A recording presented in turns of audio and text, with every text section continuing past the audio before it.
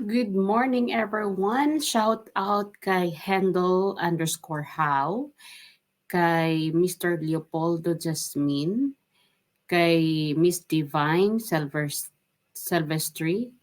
kay Miss Mirna Bores, kay Miss Cynthia Gatos, ayan. Please correct me if I am wrong in pronouncing of your names. Kay Miss Cecil Velasquez, kay Miss Mimay Donaire, kay Miss Flor de Lis Santos, kay Miss Tereseta Garcia, ayan. Kay Miss Arlene Hart, kay Miss Rosario, kay Miss Sweetie, kay Sir Eddie Matamorosa, ayan. Kay Miss Jean Horns, ayan, kay City Bill. Ay, pasensya na guys, hindi ko na kayo tatapusin ngayon i-shoutout. So, next time naman yung mga ibang pangalan ha. Thank you very much guys for your love and support to this channel kasi nagbibigay din po kayo ng inspirasyon for sa akin to make more videos, more reactions, more daldal here in front of the camera. Actually, hindi rin madali ang magdaldal sa camera kasi dapat sa 10 na aking sasabihin, kahit meron man lang kayo ma-pick up na 2 na mabuti, masaya na ang puso ko. Disclaimer, hindi ako professional speaker. I am speaking from my heart. I am speaking from my experience. At sometimes, thank you for allowing me also to share some words of wisdom kasi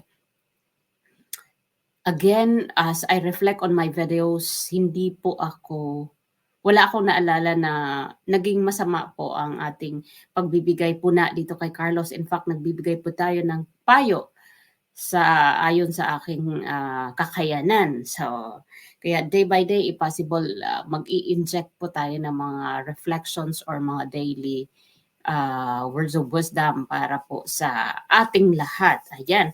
So, good news para sa akin ha. It's a good news na nandoon ngayon ang magkakapatid na Yulos. Of course, una nating nakita ang mga posting sa social media na si Carlos ay nandoon sa University ng TQ, Japan, meeting his previous professors and some of his coaches.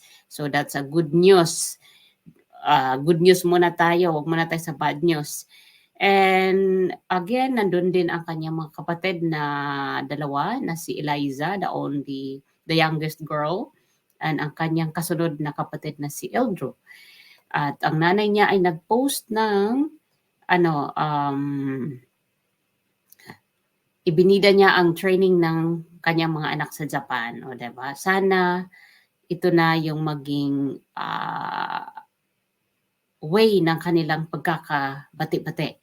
Sana itong pagkakataon na binigay sa kanila ng buong may kapal ay maging instrumento ito ng reconnection. Kasi biro mo, nagte-training sila o magte-training sila. Some of the people na that will surround them ay mga kakilala ni Carlos kasi hindi imposibleng hindi i-connect yung dalawang kapatid niya sa mga naging circles ni Carlos doon kasi di nga si Coach Monihiro nga siya din ang hahawak sa dalawang bulinggit na kapatid ni Carlos. So, hoping na maganda itong ipinapakita na, kumbaga, hoping na ito yung magiging instrument of reconciliation, na magkabati-bati sila at we will pray na si Carlos Yulo ang lumapit sa kanyang mga kapatid doon kasi siya naman ang nauna doon sa Japan at siya naman ang medyo may alam dahil ilang years din siya doon nagstay. From pandemic nandun siya. So, let's see kung kaya ba ni Carlos ibaba o palambutin ang kanyang puso na mismong kapatid niya na nandun na. And somehow makabigay siya ng mga tips kung talagang babalik natin yung tanong niya sa nanay niya, kung genuine din siya. 'Di ba? Kasi sinabi niya sa press con na sa ambush interview, kung genuine ka 'di ba? Kung genuine daw yung nanay niya. So sana Carlos, kung genuine ka, bisitahin mo yung dalawa mong kapatid and then be the instrument of reconnection sa yung mga magulang. Kasi napakagandang reunion ito na nandyan kayo ngayon sa Japan. At kung may pagmamahal ka pa sa kapatid mo, 'di ba tayo magkakapatid kapag nag-aaway yung ating mga magulang, tayo yung gumagawa ng paraan na para magkaayos muli ang ating mga parent at ang mga anak ang ginagawang batayan na nahihirapan maghiwalay yung mga magulang kahit sobra-sobra na yung pagtitiis nila sa isa't isa because of us, because of you, because of the children. At sana ito yung maging way of reconciliation, ika nga. At hindi natin namataan si Golden Girl doon. Ayan. Merong sa kanya merong netizen nagsabi na enjoy it while you can. Pagdating mo sa impyerno, wala na yan. Wala nang ganyan. So galit na talaga ang netizen, di ba? At hindi natin namataan ang ating Golden Girl doon. O maybe hindi lang siya kasali diyan sa picture-picture kasi mga professor niya to. Of course, kung i-extra pa siya dyan, talagang kapal moks na, pakapala na ng mukha. Hindi naman niya naging ka-circles tong mga tao na nandito kay Golden Boy. So, maybe nandun siya, kaya lang hindi siya kasali sa picture taking. At ito yung nakakabahala muli kung nandoon si girl at may pagkakataon si Carlos bumisita sa kanyang mga kapatid at pagbawalan na naman itong ating Golden Girl. Yun na naman ang magiging balakid dito sa kanilang pagbabati-bati. Yung aking ina-expect I am expecting them to be together doon sa Japan kasi Japan is wala namang malaking mundo para sa taong pursigido makipag-ayos, 'di ba? Kaya sabi nga nila maliit ang mundo na hindi tayo magkita-kita. Kaya sana itong si Golden Girl wag na siyang umextra para magkaroon na ng peaceful and harmonious life. Sana tanggalin natin yung mga ugali natin na makikipag-ayos tayo sa Christmas, sa New Year, sa binyagan. At speaking pala o binyagan, ayan eto this is not new nung ano pa to linggo. Ito yung post ng Kaloy and Chloe official Facebook page. Sinabi kong official kasi thousands of people are following in this. And makikita mo naman up to date yung posting dyan. Bawat pinupuntahan nilang mga lugar ay naka-upload dyan. So, ibig sabihin, this is an official Facebook of the couple. So, sana, bago dumating itong pinost nila nung Sunday, bago dumating itong engagement ring or proposal ring, church, bride, groom, pregnant woman, and then angel. Sana bago dumating itong occasion na to ay magkaayos-ayos na silang lahat. At sana mag-umpisa dito sa magkakapatid. Kasi aanhin mo itong mga planning ninyo na ring, church, bride, groom, pregnant, and angel o pagkakaroon ng baby. If you stay away from your loved ones back home, wala din, hindi kayo magiging happy ever after.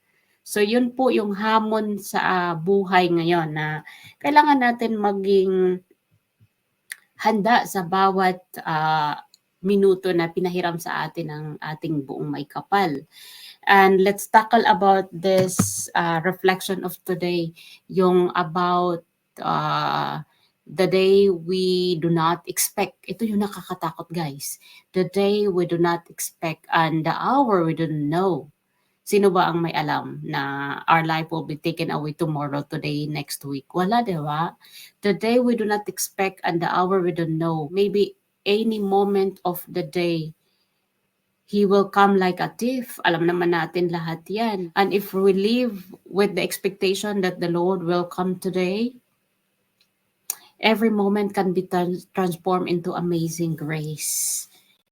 Diba? Wala naman, yan sana lahat ng pananaw natin. Every moment will transform into amazing grace. And the amazing grace is to love, respect our parents, and then other people. So sana ito yung pagnilayan ni Carlos and Chloe na maging amazing grace ang kanilang araw-araw na buhay. Diba? And so with everybody, hindi lang sila, pati ako, hindi ako exempted dyan. And so with my family and everybody else, lahat tayo kasi the judgment will not only for me, it's for every one of us. And when? We don't know. We don't know that specific time. So, ang ano na lang natin dito ay maging generous tayo sa ating mga response sa anumang situation sa buhay. Generous tayo sa pagpapatawad, maging generous tayo sa pagbibigay tulong sa mga kababayan natin. Like ngayon, nasalanta na naman ng bagyo ang iilan sa ating mga kababayan, especially ang Bicol at saka sa amin sa Samar. Lagi kaming dinadaanan ng bagyo. So let us be generous in every in different ways sa iba't ibang pamamaraan. And umpisahan na natin i-training ang ating mga sarili to be sensitive to the daily manifestation of God, di ba? Para maging fully prepared tayo anytime na i-take away ang ating mga hiram na buhay. Kaya yun lang guys, paalala sa ating mga kapatid, ating mga kaibigan sa social media, at dito sa mga celebrity o mga sikat na sila yung tinitingala ng mga kabataan na maging instrument sila ng kabutihan. Nalungkot tayong lahat. For me every event sa buhay natin, katulad nito nangyari ito kay Carlos at sa family niya.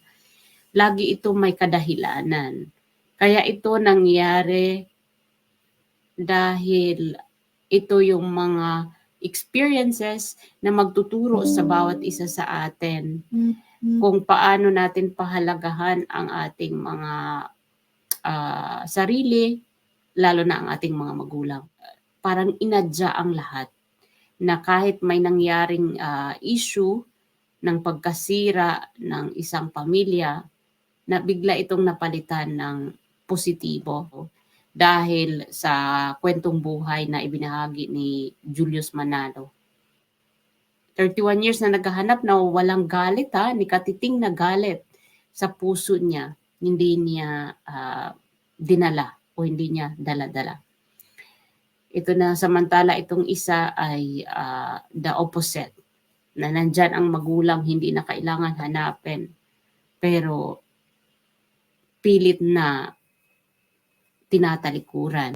So, nakita nyo yung pattern na may controversial na nangyari sa isang pamilya na ito na si Carlos ng pagkakawatak-watak, pero ang kapalit ay eto, halos